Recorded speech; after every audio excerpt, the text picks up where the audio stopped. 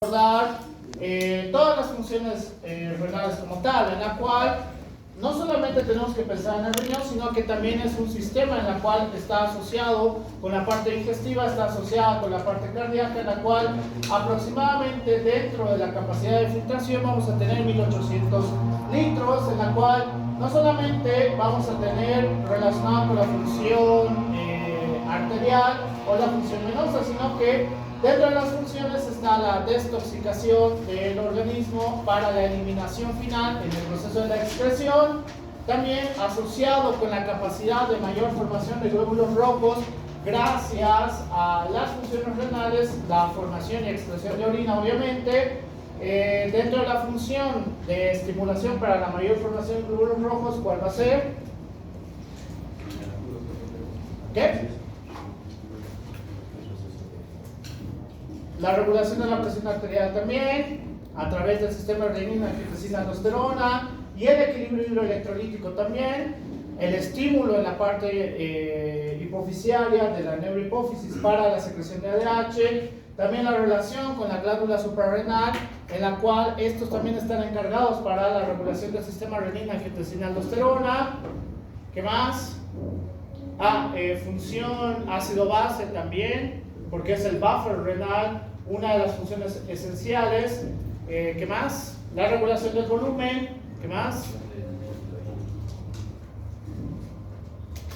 Y dentro de todas estas características renales, pues la nefrona, que va a ser la más importante dentro de estas funciones, nos va a ayudar, ahora que vamos a ver toda esta parte, cómo va a funcionar en la parte fisiológica, en la cual la característica es que una función renal a través de los dos riñones va a ser muy efectiva, pero ¿qué ocurriría si tenemos algún problema y solo dependemos de un riñón?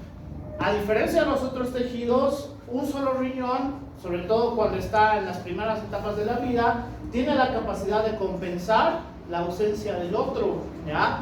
Siempre y cuando no sobrepasemos la capacidad renal de este, es decir, aquellas personas que nacen solamente con un riñón, pues tienen la capacidad de compensarlo. ¿Cómo sabemos esto?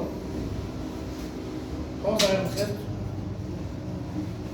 Porque nacen solamente con un riñón, pero hasta sus 15, 18 años recién se enteran que tienen solamente un riñón, en la cual todas las funciones que les he mencionado han sido normales. El estímulo para la formación de glóbulos rojos a través del riñón es gracias a la eritropoyetina, ¿ya?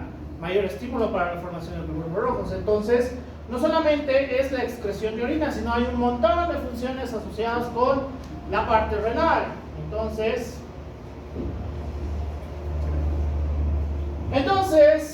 una de las características más notorias que vamos a tener en la parte renal es la cantidad de ingestión y excreción de sodio más el volumen de líquido extracelular, en la cual una gran cantidad de ingestión de sodio pues va a hacer que este periodo de retención de sodio incremente la excreción, en la cual, muy similar a la cantidad de sodio que tenemos mayor pérdida de sodio, pero dentro del volumen de líquido extracelular, este no representa grandes cambios, ¿ya? Es decir, tenemos que tener un equilibrio hidroelectrolítico. Me da miedo preguntar, ¿cuál sería la definición de equilibrio hidroelectrolítico? Eso es fisiología 1. Es un equilibrio entre la parte de hidratación y un equilibrio entre los electrolitos. No funciona así. Me olvidé traer mis marcadores. ¿Alguien tiene un marcador? Que no sea permanente, valga la redundancia. Equilibrio hidroelectrolítico. Bueno, equilibrio hidroelectrolítico es, vamos a tener tres partes en esta pirámide, en la cual tenemos los ingresos, ya tenemos los ingresos, en la cual los ingresos van a ir a través de dos vías, que va a ser a través del medio externo y a través del líquido intracelular, ¿ya? En la cual, es decir, por el medio externo, pues todo lo que ustedes consuman, ¿ya? De líquido intracelular puede pasar de líquido intracelular, en la cual estos ingresos van a ir todos al líquido extracelular. en la cual no acaba ahí el equilibrio electrolítico. Del líquido extracelular también tenemos que tener salidas, ¿ya? En la cual del líquido extracelular las salidas van a ir a través de dos vías también, que va a ser el medio externo y el líquido intracelular, es decir, no todo es a través del medio externo, sino que también puede pasar del líquido extracelular hacia el líquido intracelular. Funciona de esta manera, entonces significa que el equilibrio electrolítico también tiene la característica de la función renal, ¿ya? En la cual pasa del medio externo hacia el medio externo también. El medio externo consumimos y gracias a la función renal también vamos a eliminar la misma cantidad. ¿Por qué? Si retiene sodio, ¿qué significaría? Ya han llevado esto, se supone. Hipernatremia. ¿Qué? Si retiene sodio, nuestro organismo significa que le faltaba sodio, ¿ya? Entonces, cuando hay una retención de cualquier electrolito o retiene agua, significa que a nuestro organismo le faltaba. Entonces, para mantener el equilibrio electrolítico, retiene cierta cantidad en el líquido extracelular. Entonces, ¿de dónde podríamos obtener sodio? Sí, sodio.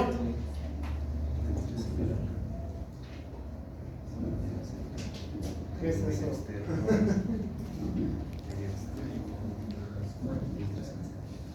Dilo sin miedo. Medio externo, o sea, ¿De qué exactamente? Ya puede ser cloruro de sodio, puede ser, ¿qué más? Algo más típico. Dios. No piensen tanto en cloruro de sodio, ¿ya? Eso es cloruro de sodio. Hay algo más importante que sobre todo consumen cuando están de cruda. ceviche. Bebidas hidratantes,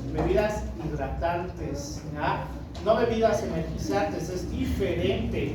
Cuando consumen gran cantidad de bebidas hidratantes y hay un aumento de la cantidad de electrolitos, si no necesitas esos electrolitos, lo único que va a hacer es llevarlo hacia la excreción, ¿ya? Por el cual, y lo que yo les digo, las bebidas, ¿saben la diferencia entre bebidas hidratantes y bebidas energizantes? ¿No ven? Las bebidas energizantes son las que esencialmente tienen cafeína y asociado a otros estimulantes, mientras que las bebidas hidratantes tienen una gran cantidad de volumen de agua más electrolitos, ¿ya? Esa es la gran diferencia. Entonces, en las bebidas hidratantes, en cualquiera de las propagandas, sea la que sea que consumen, Gatorade, Power, en todos los states, han visto que en la propaganda esté un ebrio despertando y diga, uy, hoy voy a tomar mi Powerade, y toda la propaganda, ¿no? ¿No ven? Normalmente, ¿con qué está asociado las propagandas? Bien, deportistas, ¿ya? ¿Por qué? Porque estos tienen gran cantidad de pérdidas externas hacia el medio externo, por el cual necesitan también una gran cantidad de reposición. ¿Por qué a los ebrios les dan power y sales hidratantes? ¿Por qué? Porque también han tenido una gran cantidad de pérdidas, ¿ya? Es decir, solamente su cuerpo les pide lo que están perdiendo, así funciona. Pero en aquellos casos que tengan una excreción innecesaria, pues también vamos a tener un ingreso innecesario, vamos a tener una fase de excreción de este excedente. Por el cual, todas las características en las funciones renales van a ser muy importantes. Dentro del equilibrio hidroelectrolítico, dentro de la cantidad de sodio corporal, la electrolitos en sí, dentro de la regulación a través de la vitamina D con el calcio, dentro de los estímulos para la parte hormonal, para la paratormona, para la glándula suprarrenal y la más importante, que en teoría ustedes ya saben, y ya hemos llevado la primera parte que ha sido respiratorio, que es el equilibrio ácido-base, ¿ya? Y el último que va a ser el estímulo para la formación de glóbulos rojos a través de la eritropoyetina, ¿ya? Entonces, significa que el riñón tiene, y según el Guyton, tiene 12 funciones, es decir, hay mucha funcionalidad renal, por el cual la necesidad de cuidar el riñón es muy alta. ¿Cuál sería la mejor manera de cuidar el riñón? Más fuerte, por favor. Agua, o sea, me echo agua. Hidratación. Hidratación, esa es la mejor definición. Hidratarse es una manera adecuada de cuidar el riñón, pero hay un pero. Si ustedes consumen más agua de la que en realidad necesitan según su escala de agua corporal total, van a empezar a crear alteraciones de la osmolaridad, ¿ya? Por el cual esto sí también pueden ser factores que pueden dañar la parte renal a la larga. Entonces es muy importante tener el conocimiento del agua corporal total. ¿Cuánto necesitamos de agua para hidratarnos? Bien, la definición correcta depende del peso, depende de la altura y depende de la necesidad. ¿A qué me refiero? Si yo soy un estudiante promedio en la cual mi mayor ejercicio es subir las gradas del bloque B y del bloque A y sentarme todo el día, pues no necesito gran cantidad de consumo de agua. ¿Por qué? Porque no hago gran pérdida de agua, ¿ya? Entonces depende mucho el agua corporal total de la actividad, el peso, la altura y la edad, ¿ya? Hay que hacer un cálculo respecto a esto. Eso de 2 litros, si mides 1,50 y pesas 50 kilos, no aplica los 2 litros, estás teniendo un excedente. Si mides 2 metros y pesas 100 kilos, tampoco aplica lo de los 2 litros. ¿Por qué? Porque es menor a la cantidad de la que en realidad necesitas. Eso de los 2 litros es un concepto muy antiguo que se manejaba relacionado con la fisiología renal, ¿ya? Entonces, todos nosotros tenemos que actualizarnos. Si yo ya me he actualizado, ustedes también tienen que actualizarse. Y yo tengo mucho más edad que ustedes, ¿ya? Entonces, dentro de las funciones renales, anatómicamente tenemos que recordar dónde vamos a poder encontrar la parte renal, en la cual a través de las conexiones con los uréteres, la vejiga y finalmente la uretra también va a ser muy importante, principalmente asociado con la capacidad de formación y la excreción de orina, ¿ya? ¿Por qué? Porque todo va a comenzar a través de la nefrona, en la cual con la nefrona vamos a tener cómo se va a llevar a través de los cálices menores hacia los cálices mayores, atraviesan la papila y finalmente vamos a llevarlo a través de la pelvis renal y finalmente hacia los uréteres, la vejiga y tenemos la capacidad de excreción, ¿ya?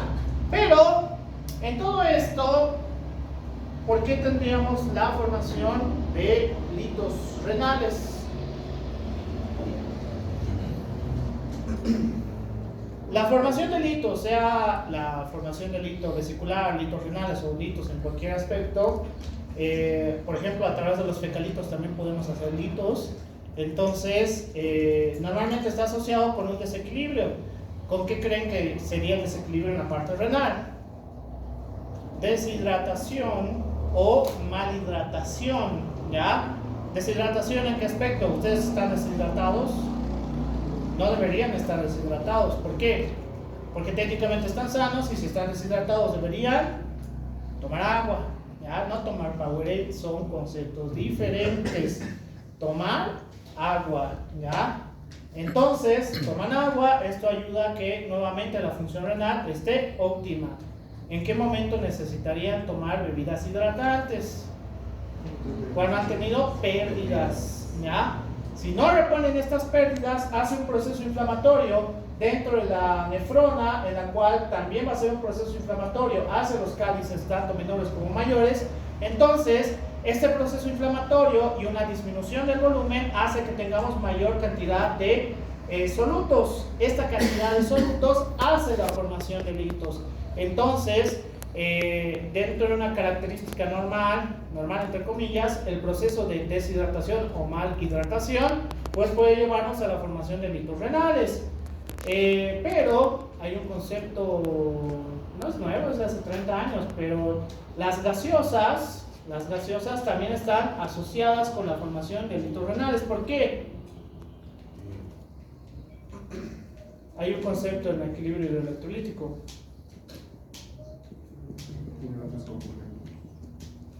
¿El exceso de azúcar? No exactamente. Sodio. Sodio, no sodio. La gasificación. Tenemos que ver los líquidos a través de las fuerzas osmóticas y a través de las características de los líquidos como tal, ¿ya? En la cual puede ser hiposmolar, isosmolar e hiperosmolar, ¿ya? ¿Cuál es el problema de las gaseosas? Que son hiperosmolares. ¿Por qué? Porque todo el contenido que tienen, aparte del azúcar igual, tienen otras características aparte de magnesio, que es lo único que yo sé que tiene en excedente, porque no sabemos la fórmula secreta de la Coca-Cola, ¿no ves? Pero hay un excedente de la cantidad de magnesio más la cantidad de azúcar que tiene, estamos frente a un líquido hiperosmolar, por el cual altera la osmolaridad y entonces a través del consumo crónico de gaseosas podemos tener mayor cantidad de probabilidad de formación de litros renales. Eso sí es verdad, por si acaso. ¿Por qué? Porque la cantidad de líquido es insuficiente y supongo que en algún momento les ha debido dar sed, y cada vez que consumen y cubren su sed a través de la Coca-Cola o cualquiera de las gaseosas, ¿qué ocurre? ¿Con un vaso les basta? No.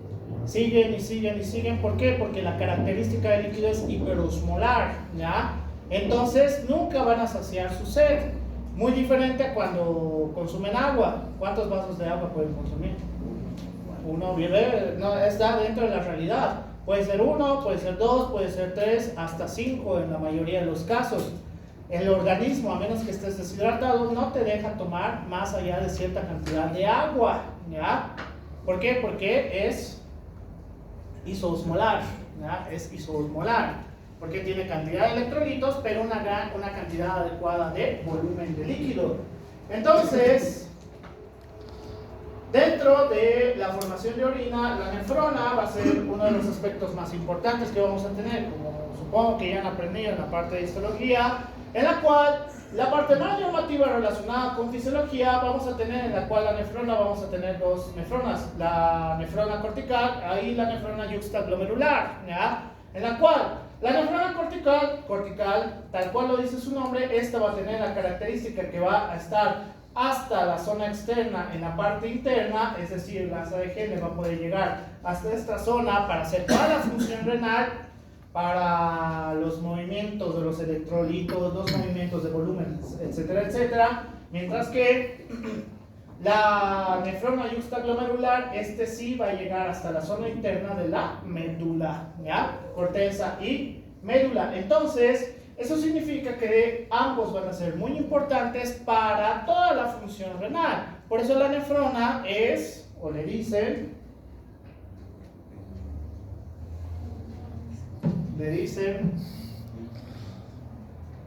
la unidad funcional del riñón, ¿ya? La unidad funcional del riñón, por estas características, ¿ya? En la cual estas van a ayudarnos a la concentración y dilución de la orina.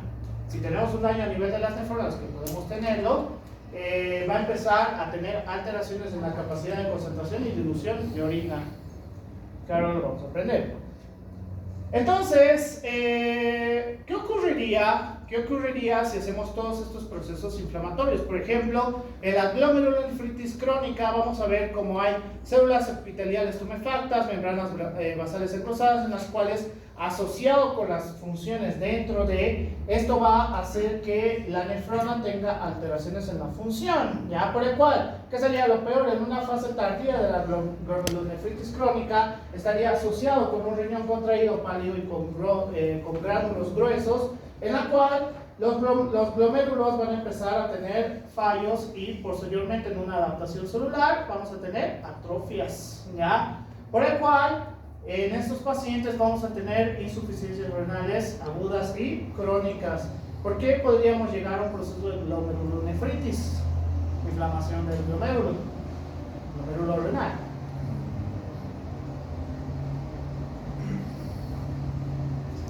Puede ser muchos factores, es decir, los procesos inflamatorios pueden estar desde procesos autoinmunes, pueden estar asociados con procesos inflamatorios sistémicos, puede estar asociado con lesiones traumáticas iniciales, etcétera, etcétera, ¿ya? La cual afectan propiamente el glomérulo. La nefritis del intersticio, en la cual hay una disminución del volumen normal de la parte piramidal como tal. Entonces, esto hace que tengamos una alteración de la función de excreción de la orina también, ¿ya? Por el cual, en la nefritis intersticial, esta principalmente está asociada con los procesos netamente inflamatorios, ¿ya? Netamente inflamatorios.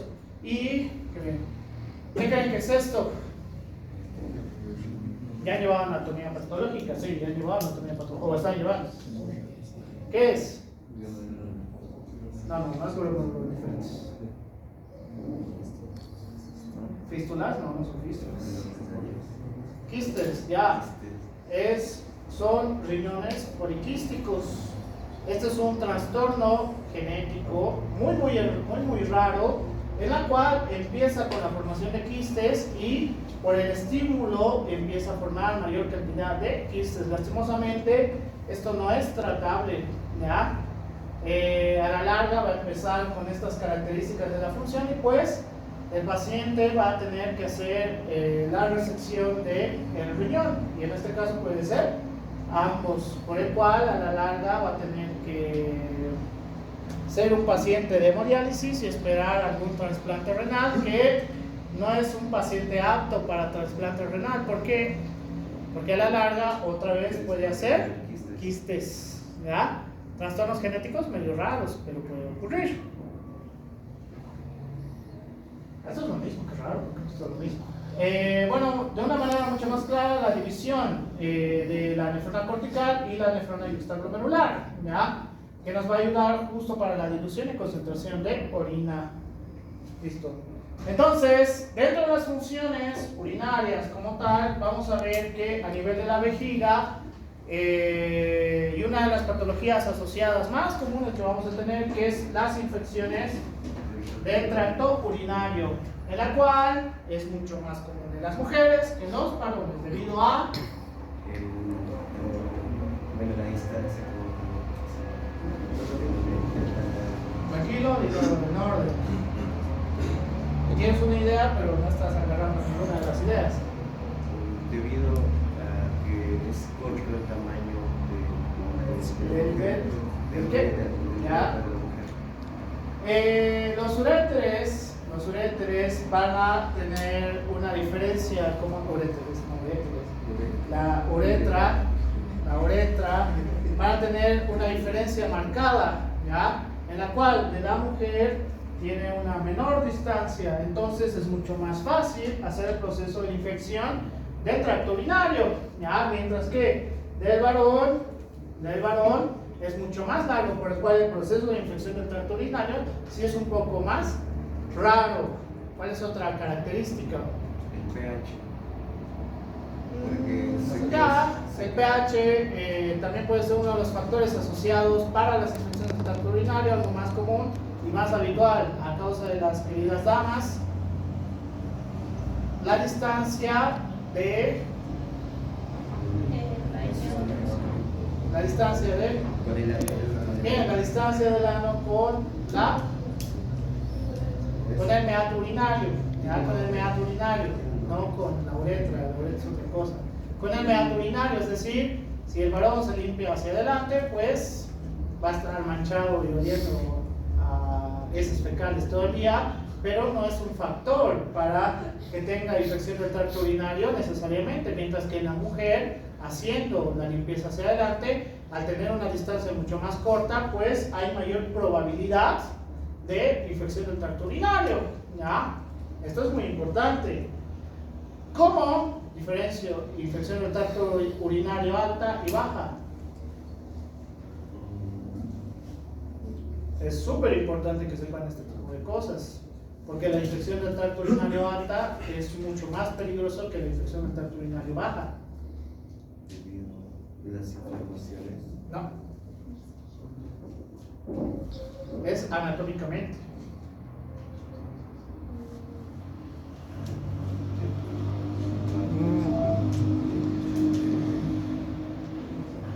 Infección del tracto urinario baja. Todo lo que esté asociado con la parte de la vejiga hacia abajo, ¿ya? Hasta las uretras. Infección del tracto urinario alta. Todo lo que empieza con el inicio de los uréteres hasta el riñón, ¿ya? Fácil, es muy fácil, esa es la gran diferencia que vamos a tener. Infección del tracto urinario alta, infección del tracto urinario baja, ¿ya? ¿Cuál es el problema? Las bajas van a ser mucho más habituales, obviamente, principalmente en las mujeres, pero cuando ya tenemos infecciones del tracto urinario altas, significa que hay afección renal. Cuando hay afección renal, podemos empezar a pasar a estos trastornos, y eso ya es peligroso, por el cual, si tienen infecciones del tracto urinario baja, hay que tratarlos. ¿Por qué? Porque las infecciones del tracto urinario bajas pueden convertirse en altas, no al revés, por si acaso. ¿Por qué? Porque sería medio raro que de la nada aparezca una infección a nivel del riñón. Aunque hay algunas dos excepciones, pero en general, ¿ya? Qué bien. Entonces, dentro de las características de esto vamos a tener esfínteres, ¿ya? Un esfínter interno y un esfínter externo, en la cual estos esfínteres van a ser muy importantes. ¿Por qué?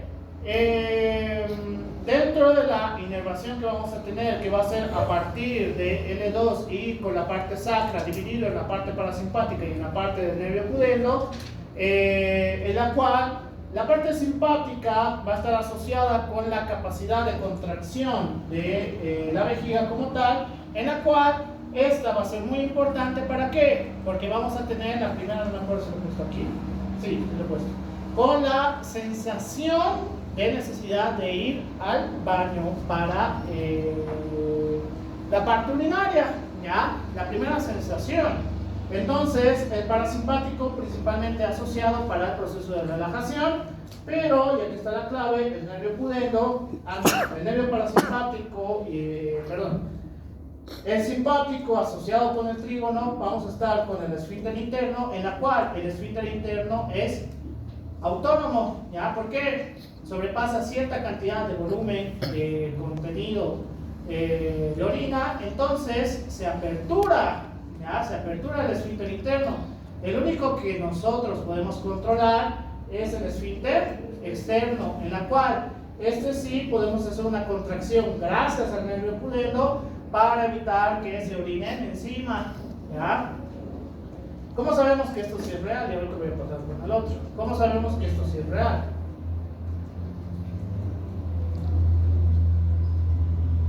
¿Por qué no se orina?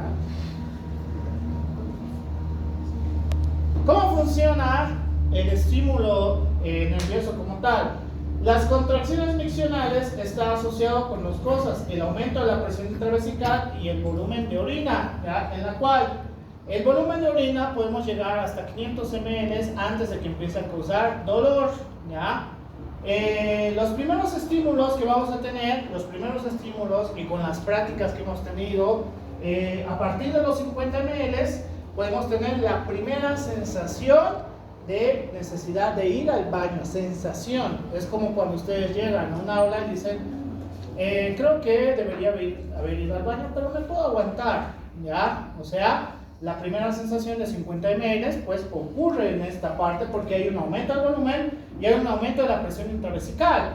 ¿Cuándo empezamos a tener contracciones miccionales? A partir de los 150 ml vamos a tener las primeras contracciones miccionales. Es cuando realmente dicen, creo que necesito ir al baño, ¿ya? Y no necesariamente pues hacen 4 o 5 vasos, sino que empieza la necesidad real de las contracciones miccionales. ¿Por qué? Porque ha aumentado la presión intravesical casi cerca a los 20 centímetros de agua, ¿ya? Entonces, a partir de esto hay la apertura del esfínter interno, en la cual hacemos la apertura del esfínter interno y a partir del aumento de las contracciones miccionales va a empezar a estimular el esfínter externo, ya entre mayor cantidad de volumen, mayor presión intravesical, y a partir de los 300 ml ya tenemos la necesidad urgente de ir al baño, ¿ya? La necesidad urgente de miccionar, voy a decir de miccionar, la necesidad urgente de miccionar. ¿Cómo sabemos que esto es real? Supongo que a todos, sobre todo a los que vienen del extranjero, les ha debido ocurrir en algún momento. Cuando ustedes hacen viajes largos por tierra, pues han sido tan inteligentes de tomar agua antes de hacer su viaje largo, cuando empiezan a tener un acúmulo de la formación de orina y hay un aumento del volumen, ¿qué es lo que ocurre? Necesitan ir urgentemente a miccionar, pero hay algo más asociado. ¿Qué más? El aguantarse. No, eso es parte de... ¿Qué? La elevación de los inmunitarios. ¿La elevación de qué? De los inmunitarios. Más. Eso está asociado con algo más importante. El aumento de la presión intravesical a partir de los 30 centímetros de agua empieza a crear dolor. ¿Ya? O sea, cuando han tenido una necesidad real de ir al baño, empieza a crearles dolor. ¿Y cómo saben que es dolor? Porque duele. Nunca les ha pasado. No sabe pasar. Y empiezan a encorvarse. ¿Por qué?